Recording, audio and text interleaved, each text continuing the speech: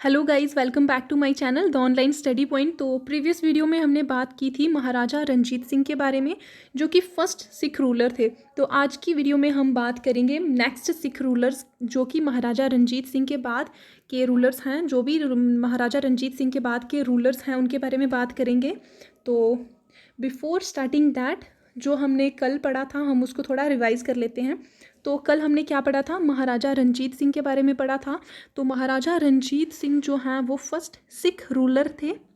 क्या थे? First Sikh ruler थे। और इनका जो रेन है वो कब से लेके कब तक था? 1801 से 1839 तक इन्होंने रूल किया था। तो इनको शेरे पंजाब या फिर लायन ऑफ पंजाब के नाम से भी बुलाया जाता था।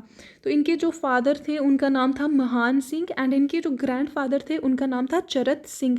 और ये जो तीनों लोग थे, महाराजा जो महान सिंह थे, चरत सिंह थे, एंड महाराजा रंजीत सिंह जो थे, ये कौन से मिसल को बिलोंग करते थे? सुकर चकिया मिसल। कौन से मिसल था? सुकर चकिया मिसल। और इनकी वाइफ्स की बात करें तो इनकी वाइफ्स थी 20। कितनी वाइफ्स थी? 20 वाइफ्स थी। और उनमें से जो नोटेबल हैं वो 3 हैं। कौन सी हैं? महारानी मेहताब कौर, महारानी दतार कौर एंड महारानी जिंद कौर। 3 जो हैं वो नोटेबल हैं। तो फिर उसके बाद हमने पढ़ा था कि इन्होंने अपनी फर्स्ट बैटल जो थी वो कब लड़ी थी? At the age of 10 years. जब ये 10 साल के थे तो इन्होंने अपनी फर्स्ट बैटल जो थी वो लड़ी। तो उसके बाद जब ये 12 साल के हुए तो इनके जो फादर थे महान सिंह, उनकी डेथ हो जाती है। तो उसके बाद इनको कौन रेज करता है? इनकी मदर, जिनका कि नाम था महारानी राज कौर। क्या नाम था? महारानी राज कौर जो है इनको रेज करती हैं।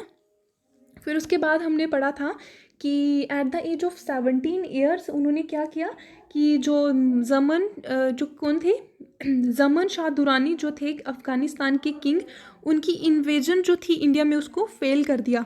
कब? At the age of 17 years. फिर उसके बाद हमने मोस्ट इम्पॉर्टेंट पॉइंट पढ़ा था कि जो फर्स्ट सिख गवर्नर थे कश्मीर में वो कौन थे? दीवान मोती Ram was the first Sikh governor of Kashmir.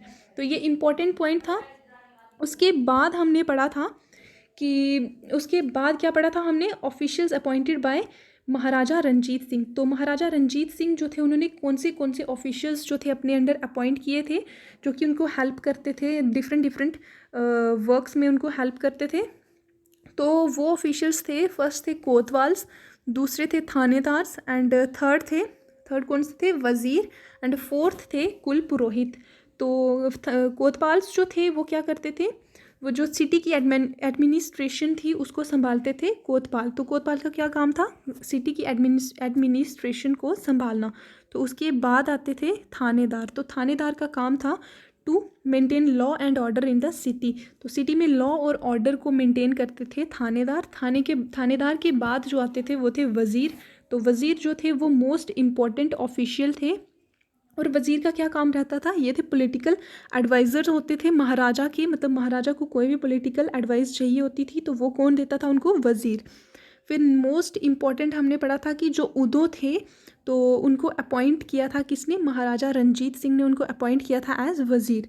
किसको अपॉइंट किया था उन्होंने एज वज़ीर? उदो को उन्होंने अपॉइंट किया था एज वज़ीर। तो वज़ीर के बाद जो नेक्स्ट ऑफिशियल थे वो थे कुल पुरोहित। तो कुल पुरोहित क्या थे? कौन होते थे? कुल पुरोहित का काम रहता था कि वो महाराजा को रिलीजियस एडवाइजेस प्रोवाइड करते थे। क्या करते थे? रिलीजियस एडवाइजेस प्रोवाइड करते थे महाराजा को। फिर उसके बाद हमने पढ़ा था कि महाराजा रंजीत सिंह जो थे उनकी क्या क्या कॉन्ट्रीब्यूशंस रही थी टुवर्ड्स हरमिंदर साहिब। तो बात करें हरमिंदर साहिब की, ये हमने पढ़ा था कि हरमिंदर साहिब क्या है? गुरुद्वारा है अमृतसर में, जिसको कि गोल्डन टेम्पल के नाम से भी जाना जाता है। तो उसके लिए क्या क्या कॉन्ट्रीब्यूशंस रही थी महाराजा रंजीत सिंह की?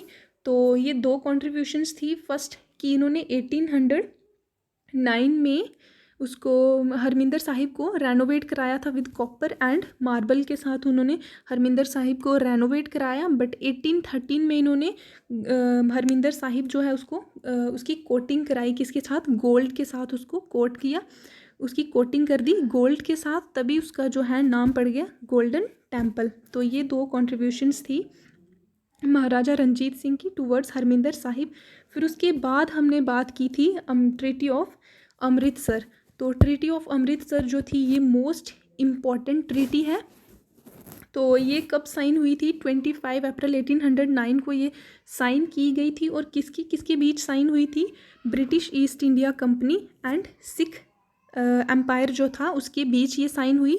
तो ब्रिटिश ईस्ट इंडिया कंपनी की तरफ से किसने ये साइन की थी? चार्ल्स मेट कैफ जो थे उन्होंने साइन की ये treaty British East India company की तरफ से। एंड महाराजा रंजीत सिंह जो थे उन्होंने साइन की थी सिख एम्पायर की तरफ से। तो इस ट्रीटी में क्या था? इस ट्रीटी में लिखा गया, इस ट्रीटी में बोला गया था कि जो सतलुज रिवर है वो एक बाउंड्री रहेगी दोनों एम्पायर्स के बीच, ब्रिटिश ईस्ट इंडिया कंपनी के बीच और सिख किंगडम के बीच। जो सतलुज रिवर है वो एक बाउंड्री रहेगी, मतलब दोनों हैं, जो ब्रिटिश ईस्ट इंडिया कंपनी और सिख किंगडम जो हैं वो दोनों सतलुज के एक एक साइड रहेंगे, जहाँ हैं वहीं रहेंगे। कोई जो है वो सतलुज रिवर को पार नहीं कर सकता। मतलब जो एरिया नॉर्थ में, जो लोग नॉर्थ में रहते हैं वो नॉर्थ में ही रहेंगे और जो साउथ में रहते हैं वो साउथ में ही रहेंगे। कोई नॉर्थ से साउथ या साउथ से नॉर्थ नहीं आ सकता। तो ऐसा लिखा गया था इस ट्रीटी में। तो उसके बाद हमने क्या पढ़ा था? उसके बाद हमने पढ़ा कि जो रंजीत सिंह थे उनकी डेथ हो जाती है। कब होती है? 1839 में रंजीत सिंह की जो है डेथ हो जाती है। तो ये जो था ये पढ़ा था हमने रंजीत सिंह के बारे में। तो अब हम स्टार्ट करते हैं आज की वीडियो, जो कि नेक्स्ट सिख रूलर्स के बारे में है। रंजीत सिंह के बाद जो भी नेक्स्ट सिख रूलर्स हैं उनको हम आज की वीडियो में पढ़ेंगे। तो जो सेकंड सिख रूलर थे महाराजा रंजीत सिंह के बाद वो थे खरक सिंह। कौन थे? खरक सिंह। तो खरक सिंह जो थे इनका रेन था 27 जून 1839 से 8 अक्टूबर 1839। तो इनका जो रूलिंग टाइम था कब से लेके कब तक था? 27 जून 1839 से 8 अक्टूबर 1839 तक इन्होंने जो है वो रूल किया है। तो इम्पोर्टेंट पॉइंट्स क्या हैं इनके बारे में? He was the second Maharaja of Sikh Empire. तो ये सेकंड महाराजा थे सिख एम्पायर के।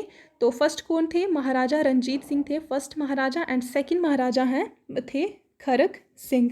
तो इनका जन्म हुआ था, बॉर्न ऑन 22 फरवरी 1801 में इनका जन्म हुआ। He was the eldest son of Maharaja Ranjit Singh and Maharani Datar Kaur. तो ये कौन थे? खरक सिंह, महाराजा रंजीत सिंह जो थे और महारानी दतार कौर जो थी उनके एल्डेस्ट सन थे Maharaja Kharak Singh. He was crowned on 1 सितंबर 1839 को इनकी क्राउनिंग हुई। मतलब इनको महाराजा का जो टाइटल था वो कब मिला? 1 सितंबर 1839 को इनको महाराजा घोषित किया गया। तो नेक्स्ट इनकी वाइफ्स की बात करें तो फर्स्ट वाइफ थी baby Khem Kaur Dhillon and second थी चांद कौर कन्हैया। कौन सी वाइफ्स थी इनकी? 2 वाइफ्स थी। तो फर्स्ट वाइफ थी baby Khem Kaur Dhillon and second थी चांद कौर कन्हैया। फिर उसके बाद मोस्ट इम्पॉर्टेंट पॉइंट है राजा ध्यान सिंह वॉज अपॉइंटेड एज वजीर बाय खरक सिंह। तो खरक सिंह महाराजा जो थे इन्होंने किसको अपॉइंट किया था एज वजीर? तो वो थे राजा ध्यान सिंह। राजा ध्यान सिंह जो थे इनको अपॉइंट किया था खरक सिंह ने एज वजीर।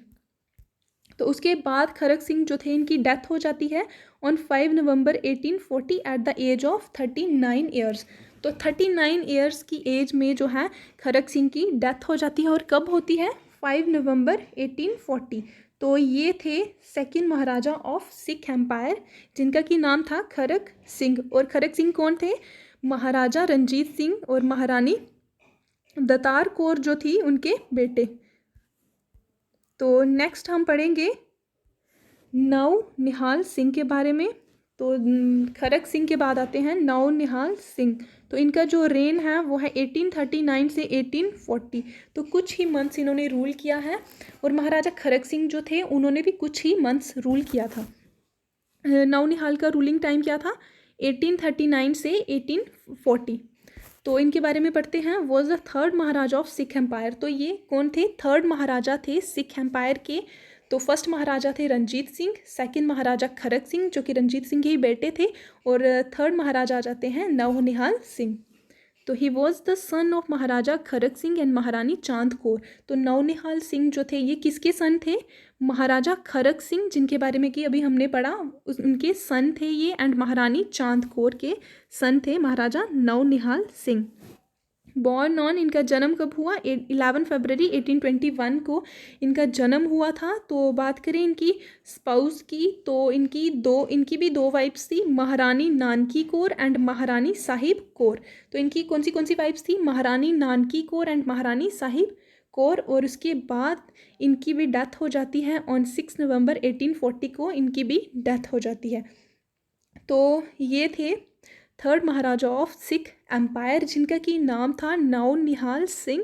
और ये किसके बेटे थे? महाराजा खरक सिंह एंड महारानी चांद कौर के बेटे थे। और इनका जन्म हुआ था 11 फरवरी 1821 को। और इनकी स्पाउस जो थी वो दो थी, उनका नाम था महारानी नानकी कौर एंड महारानी साहिब कौर। तो उसके बाद इनकी डेथ हो जाती है ऑन 6 नवंबर 1840 को। तो नेक्स्ट जो सिख रूलर थी वो थी चांद कौर।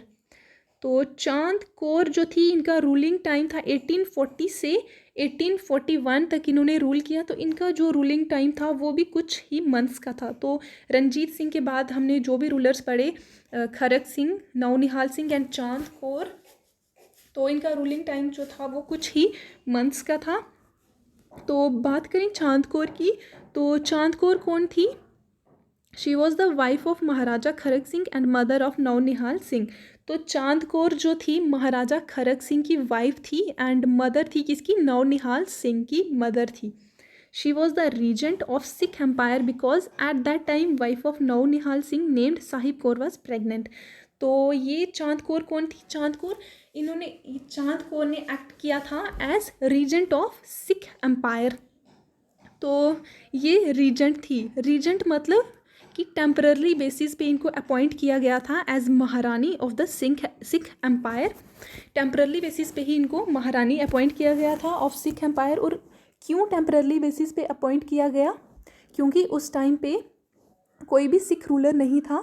तो जो नौनिहाल सिंह थे, उनकी जो वाइफ थी साहिब कौर, तो वो उस टाइम प्रेग्नेंट थी।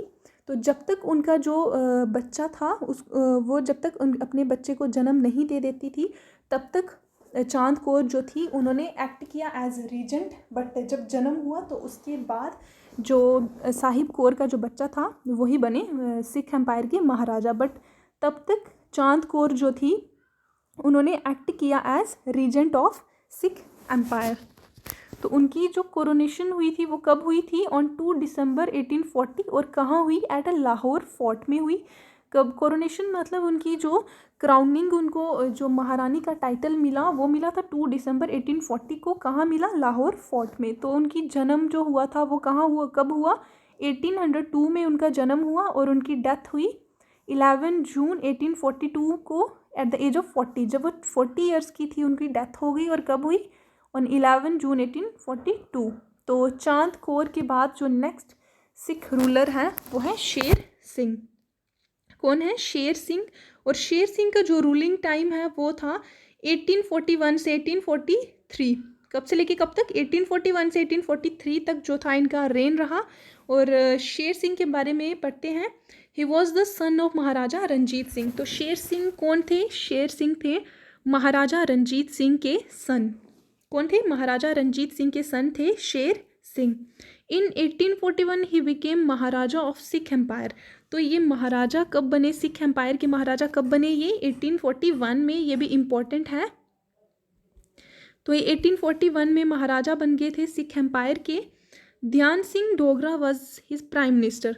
तो ये भी इम्पोर्टेंट पॉइंट है कि उनके शेर सिंह जो थे उनके प्राइम मिनिस्टर कौन थे? तो उनके प्राइम मिनिस्टर थे ध्यान सिंह डोगरा। कौन थे उनके प्राइम मिनिस्टर? ध्यान सिंह डोगरा।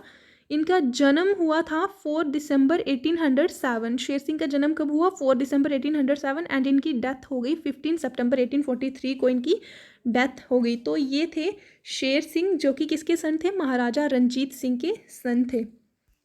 तो उसके बाद नेक्स्ट आते हैं दुलीप सिंह।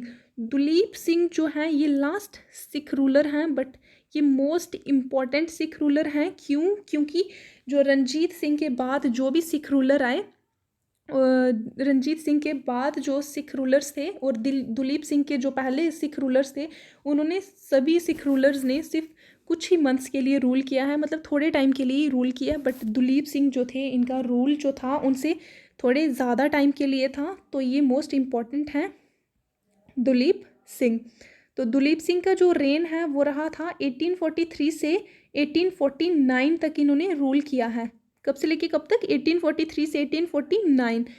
तो चलिए दुलीप सिंह के बारे में थोड़ा पढ़ लेते हैं। Maharaja Duleep Singh also known as Maharaja Sir Duleep Singh और सर दलीप सिंह। तो महाराजा दुलीप सिंह जो थे इनको और क्या और कौन से नामों से बुलाते थे? तो वो थे महाराजा सर दुलीप सिंह और सर दलीप सिंह। तो ये दो नाम थे इनके। इंस्टेड ऑफ दुलीप सिंह के अलावा इनके दो नाम अलग कौन से थे? Duleep Singh, Sir Duleep Singh and Sir Dalip Singh. He was the last Maharaja of Sikh Empire. तो ये थे लास्ट महाराजा सिख एम्पायर के। He was the youngest son of Ranjit Singh and the only child of Maharani Jind Kaur. तो ये जो थे दुलीप सिंह, ये भी किसके सन थे? रंजीत सिंह के सन थे and the only child of Maharani Jind Kaur. और जिंद कौर जो थी उनके इकलौते बेटे थे। बॉर्न ऑन 4 सितंबर 1838। तो इनका जन्म कब हुआ? 4 सितंबर 1838 को इनका जन्म हुआ। After the death of Maharaja Ranjit Singh in 1839 Duleep Singh lived quietly with his mother Jind Kaur in Jammu under the protection of वजीर राजा ध्यान सिंह। तो जब उनके फादर की डेथ होगी, रंजीत सिंह की जब डेथ होगी 1839 में, तो दुलीप सिंह जो थे तो वो बहुत छोटे थे और अपनी मदर के साथ वो शांति से रह रहे थे। कहाँ रहते थे वो?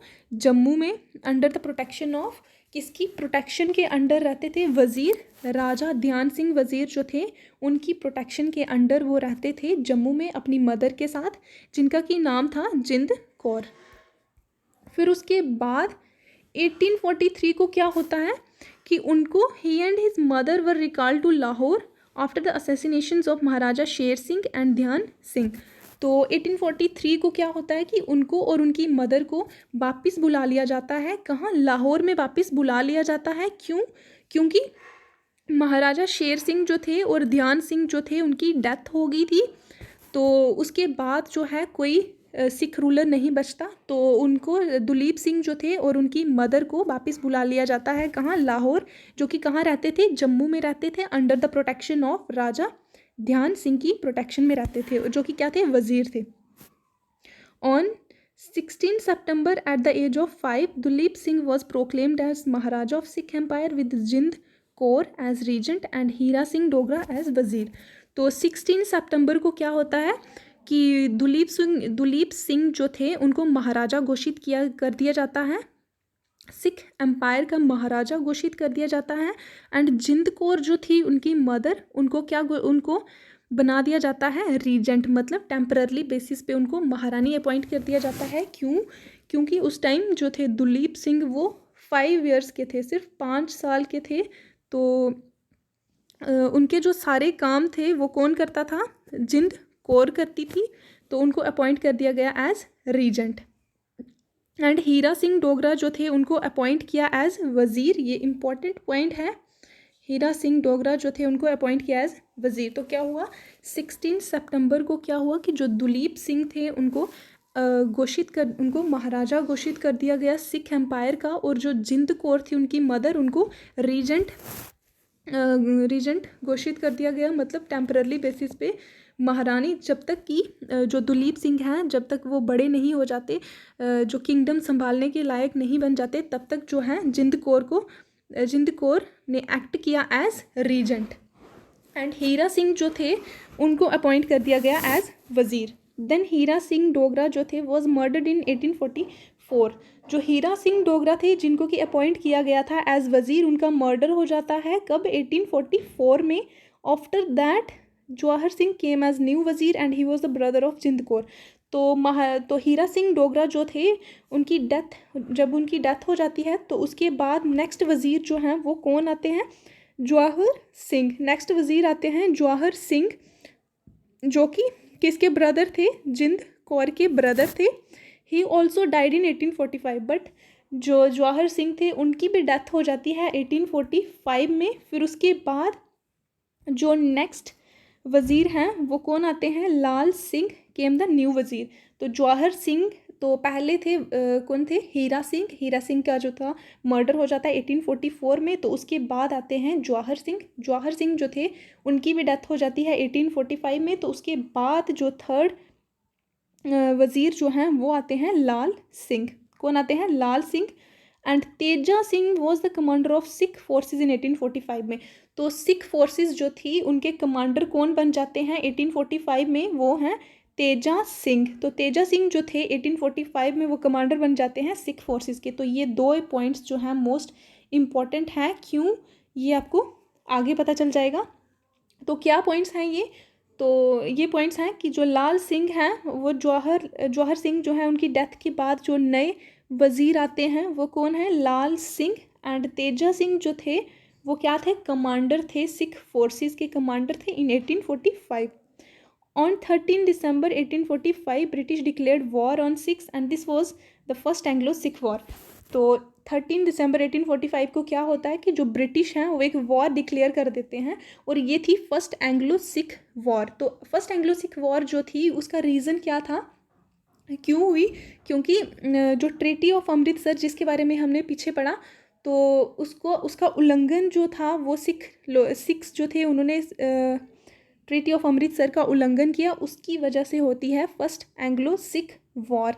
ट्रीटी ऑफ अमृतसर जो थी वो क्या थी कि जो सतलुज है वो एक बाउंड्री सेट, वो रहेगी एक बाउंड्री दोनों के बीच में, किसके बीच में, British East India Company and Sikh kingdom के बीच एज ए बाउंड्री रहेगी सतलुज रिवर। मतलब जो दोनों जो हैं British East India Company and Sikh kingdom इसको पार नहीं कर सकते, जो जहाँ है वो वहीं रहेगा। बट सिख जो थे उन्होंने क्या किया, इसका उल्लंघन कर दिया, जिसकी वजह से ब्रिटिश ने वॉर डिक्लेयर कर दी जो कि थी फर्स्ट एंग्लो सिख वॉर। वजीर Lal Singh and Teja Singh was fighting from Sikh side. तो सिख की साइड से कौन फर्स्ट एंग्लो सिख वार जो थी उसमें लड़ रहा था, वजीर लाल सिंह एंड तेजा सिंह जो थे वो सिख की तरफ से लड़ाई में लड़ रहे थे। Both Lal Singh and Teja Singh जो थे वह डाइड इन वॉर। तो जो दोनों लाल सिंह और तेजा सिंह जो थे, जो कि लाल सिंह जो थे वो वज़ीर थे एंड तेजा सिंह जो थे वो कमांडर थे सिख फोर्सेस के 1845 में। तो उनकी दोनों की डेथ हो जाती है लड़ाई में। तो उसके बाद क्या होता है कि जो सिख थे वो फर्स्ट एंग्लो सिख वॉर को हार जाते हैं। क्या होता है कि फर्स्ट एंग्लो सिख वॉर जो थी सिख्स जो हैं उसको हार जाते हैं। तो उसके बाद क्या होता है, after that a treaty is signed which is known as treaty of Lahore. तो जो वॉर सिख्स जो थे वो वार जो थी फर्स्ट एंग्लो सिख वॉर को हार जाते हैं। उसके बाद क्या होता है कि ट्रीटी साइन की जाती है जो कि क्या थी, ट्रीटी ऑफ लाहौर। कौन सी ट्रीटी थी ये, ट्रीटी ऑफ लाहौर। तो इसके बारे में जो इम्पोर्टेंट पॉइंट्स हैं कि ये कब साइन की गई थी, ऑन March 8, 1846। ये इम्पोर्टेंट पॉइंट, ये डेट जो है बहुत इम्पोर्टेंट है कि जो ट्रीटी ऑफ लाहौर है वो साइन की गई थी March 8, 1846 में। तो किसके बीच साइन की गई, Duleep Singh and Sir Henry Hardinge के बीच साइन की गई। किसके बीच, Duleep Singh and Sir Henry Hardinge. ये और सर हेनरी हार्डिंग जो हैं ये हार्डिंग 1 है और हार्डिंग 2 जो थे ये हार्डिंग 1 है और हार्डिंग 2 भी हैं, बट वो हार्डिंग 1 और हार्डिंग 2 अलग हैं, बट ये हार्डिंग 1 है। सर हार्डिंग जो है वो हार्डिंग 1 है। तो किसके बीच साइन की गई, Duleep Singh and Sir Henry Hardinge. तो इंपॉर्टेंट पॉइंट्स क्या है इस ट्रीटी के बारे में, British asked for war indemnity of 1 crore from Sikh.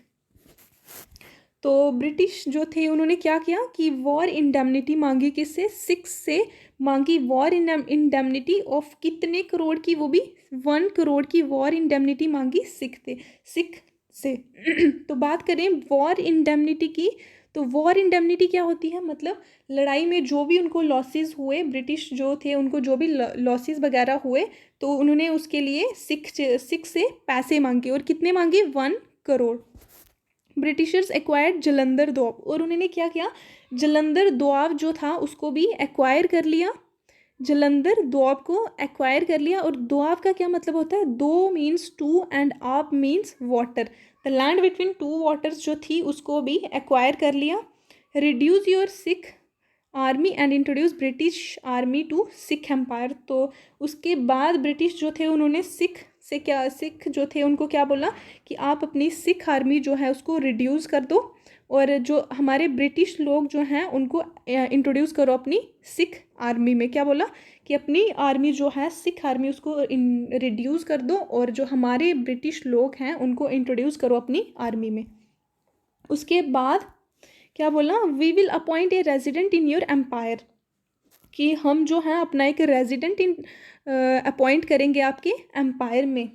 तो रेजिडेंट कौन होता था? रेजिडेंट मतलब जैसे कि गवर्नर, मतलब रेजिडेंट एक टाइप का गवर्नर ही हो गया। जैसे मुगल्स, अफगान्स वगैरह गवर्नर्स अपॉइंट करते थे, जो भी एरिया को वो ऑक्यूपाई करते थे उधर अपना एक गवर्नर बिठा देते थे। वैसे ही ब्रिटिश जो थे जिस एरिया को ऑक्यूपाई करते थे उधर बिठा देते थे अपना एक रेजिडेंट। तो रेजिडेंट गवर्नर की तरह ही हो गया। तो उन्होंने क्या बोला कि हम एक अपना रेजिडेंट अपॉइंट करेंगे आपके एम्पायर में। तो जिस रेजिडेंट को इन्होंने अपॉइंट किया था सिख एम्पायर में, उनका नाम क्या था? Sir Lawrence. क्या था नाम? Sir Lawrence. तो ये थी ट्रीटी ऑफ लाहौर के बारे में सारी बात। तो उसके बाद आता है लास्ट सिख गवर्नर कौन थे? वॉज शेख इमाम उद्दीन इन 1845। तो लास्ट सिख गवर्नर थे शेख इमाम उद्दीन 1845 में। तो ट्रीटी ऑफ लाहौर को थोड़ा रिवाइज कर लेते हैं। तो ट्रीटी ऑफ लाहौर जो थी ये कब साइन की गई थी?